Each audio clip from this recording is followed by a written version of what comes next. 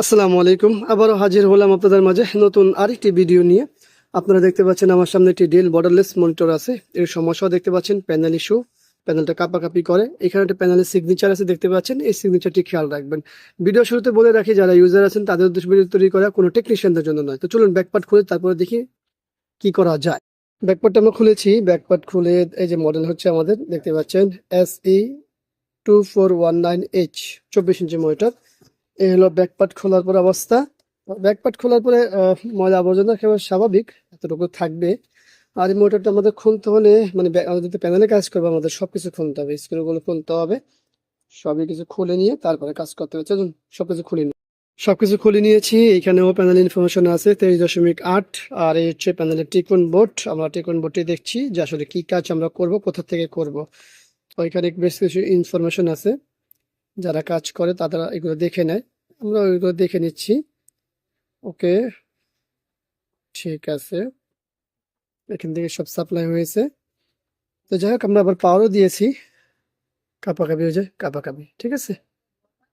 তো যাই হোক, আমরা যেহেতু কাজটি করব, যারা আপনারা ইউজার আছেন তাদের উদ্দেশ্যে, কোন টেকনিশিয়ানদের জন্য নয়, তো আমরা আপনাদের কাজ করি, তারপর আপনাদের সাথে আবার যোগাযোগ করব।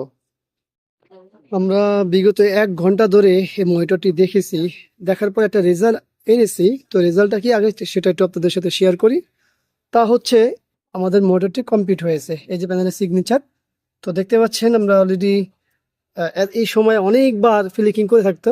তা আলহামদুলিল্লাহ আমাদের মূলত সমস্যার সমাধান হয়েছে।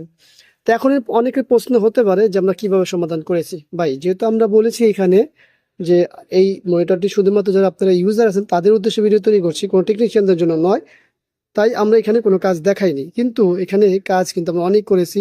এই সাইডে দেখলেও দেখা যায়, এখানে দেখলেও দেখা যায়, এইখানে দেখলেও দেখা যায়। আমরা বেশ কিছু কাজ করার পর আমাদের রেজাল্ট আসছে। একেবারে যে বলবো যে এটা করলে হয়ে যাবে, বিষয়টা এরকম না। তো সবাইকে ধন্যবাদ জানাচ্ছি ভিডিওটি দেখার জন্য। ভিডিওটি ভালো লাগলে লাইক, কমেন্ট, শেয়ার। আর অবশ্যই আপনাদের সমস্যা হলে আমাদের সাথে যোগাযোগ করতে পারেন। আমাদের দেওয়া হোয়াটসঅ্যাপ নাম্বারে আপনার সমস্যাটা ভিডিও করে একটি ভিডিও দিয়ে রাখবেন, অবশ্যই আমরা রিপ্লাই দিব। হয়তো কখন একটু আগে একটু পরে, তাছাড়া অবশ্যই আমরা রিপ্লাই দিয়ে থাকি।